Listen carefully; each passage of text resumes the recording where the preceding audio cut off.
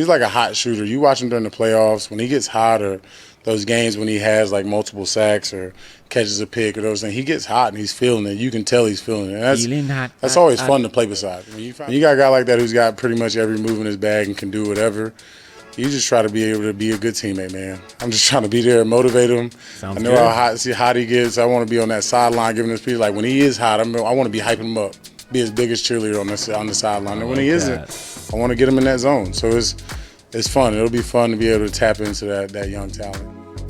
What's happening, sports fans? Thank you for coming back for another video. I am your host, Johnny Gaz.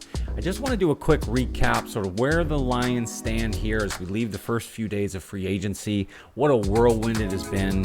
I've really been patient with putting out content in regards to the free agency period so far because you've just seen a wide variety of opinions as far as should the Lions have gone for it with their mega cap space that they had going into the season. The cap was raised. They already had a bunch of money. I think they were the 7th most cap space in the league already.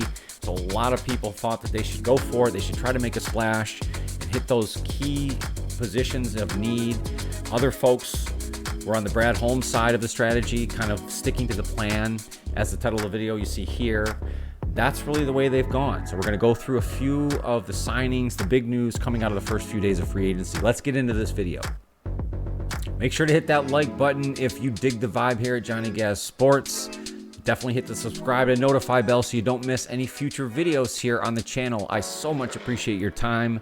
Let's get into today's topic.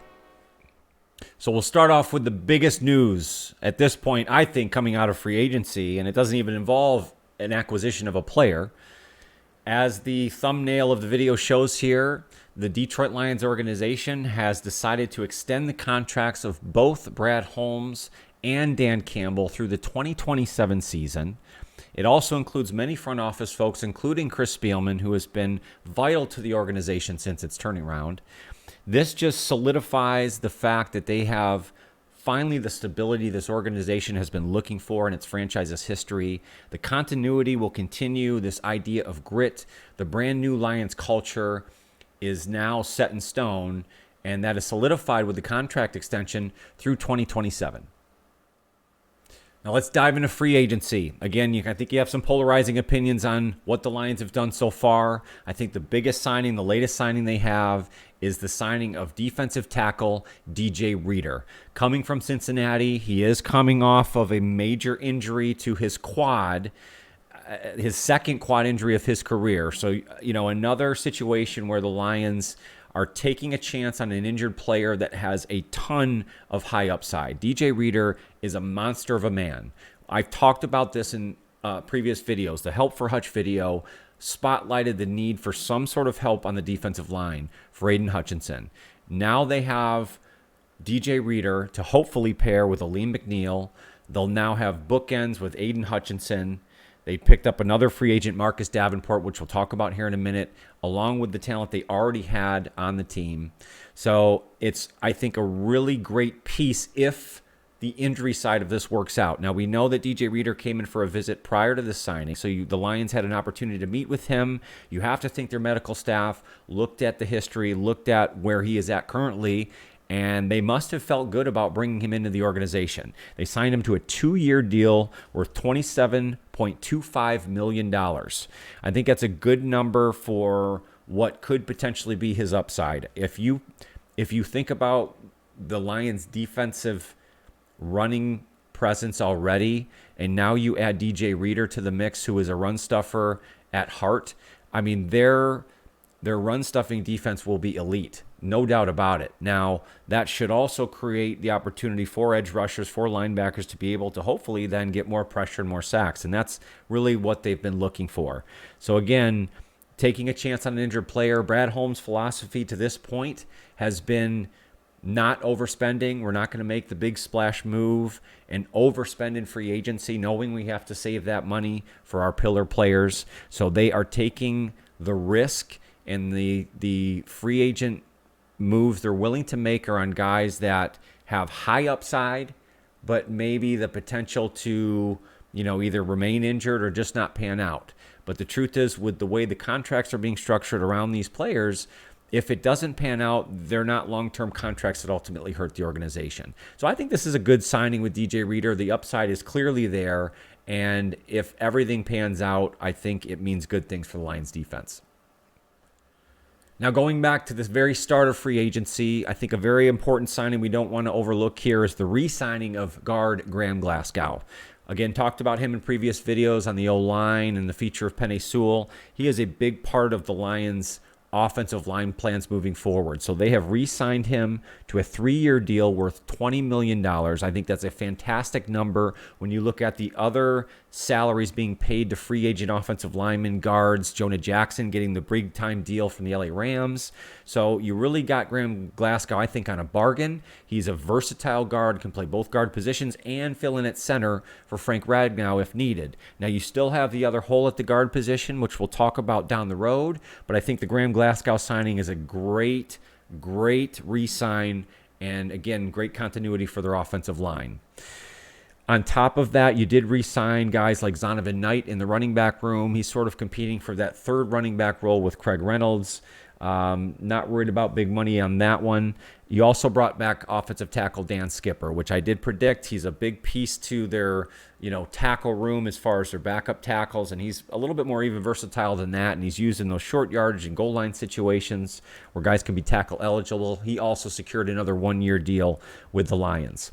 I think, though, the most important re-sign, maybe more so, or could be more so than Graham Glasgow, is to James Houston, outside linebacker and edge rusher James Houston, who we know was injured at the beginning of the 2023 season. He came back, I think, the very last week of 2023 and into the playoffs, but they really are hoping that may be the guy, the bookend to Aiden Hutchinson. The reason why they're not making the big time splash at defensive end or edge at this point, I think, is because they like James Houston.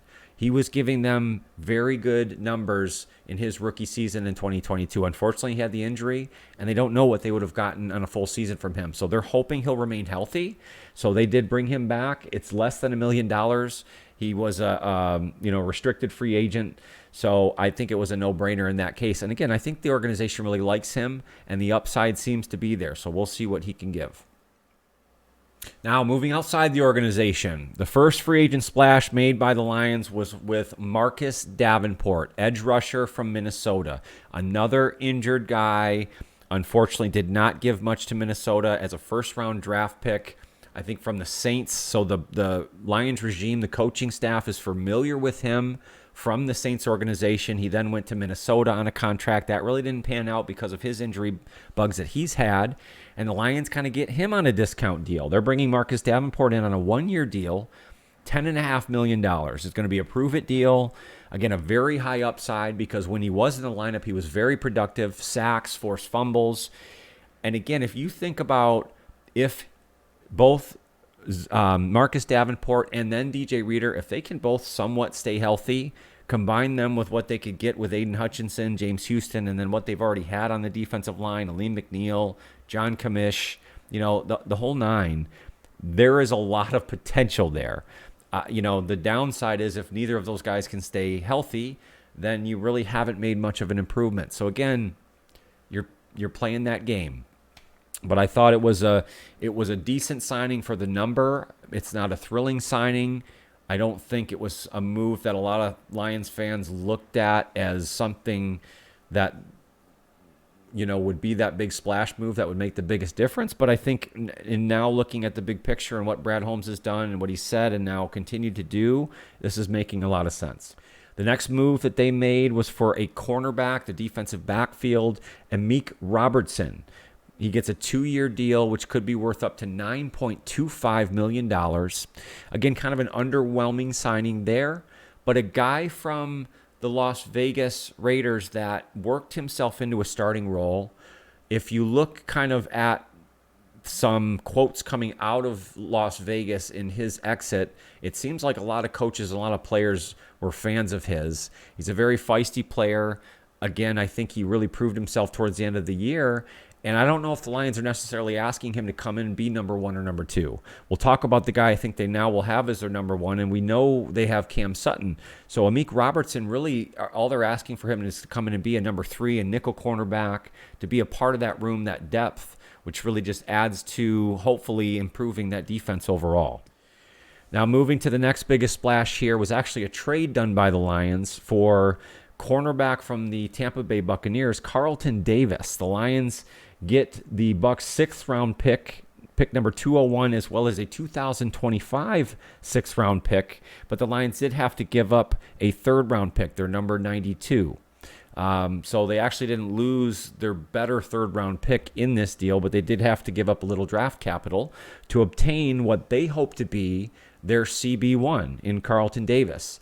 Now, he's coming from Tampa Bay. He has a lot of experience, playoff experience, Super Bowl experience, and, based on PFF grades and kind of looking at his highlight tape and then listening to him talk in press conferences leading up into the signing, it sounds like he's really good in man coverage, press coverage, and that's what Aaron Glenn likes to run. So it sounds like the more and more you kind of let this sit, it seems like it could be a good fit for the Lions. Now, again, is it the splash move? Is it L'Jarius Sneed? No. But if you look at the big picture, you now have Carlton Davis, Cameron Sutton, you brought back Emmanuel Mosley. We just talked about Amik Robertson. And then we talked about all the depth pieces that you have. You have a ton of talent at safety. If guys, again, can remain healthy, that room, then the depth there starts to look a lot better than what we had in 2022, 23. So, again, I like this move. It took me a few days to kind of sit on it and relax about, okay, we're not going to make that big splash. I talked about in previous videos that as much as I'm not just going to, gift all and rely on Brad Holmes and just in God, Brad Holmes, we trust. But I did think that they would make one splash move. They didn't make that move. And it took a little while for me to kind of get away from that. I'm not a name guy, but I thought that they had the money to make that splash if they wanted to. But now seeing the Reader move at the end of the day, knowing that they've extended Brad Holmes, they've extended the coach, you kind of see the whole organizational picture coming into focus. So that's sort of where the Lions stand after the first few days of free agency, the first full week. I will have a full draft preview as we get a little bit closer to the draft in Detroit, so definitely be on the lookout for that. I think there's a lot of positive things now coming out of this first week of free agency. I know there's been a lot of talk one way or another, but I think if you just, again, look at the trajectory, the moves that are starting to add up, and we know what Brad Holmes can do in the draft, this organization is on the right path, and I'm very excited. Thank you guys for coming along for another video. If you liked what you saw here today, make sure to hit that like button, subscribe, and hit the notify bell so you don't miss any future content, including that draft preview, which is coming up very soon. Thank you guys for hanging along with me. Have a fantastic day.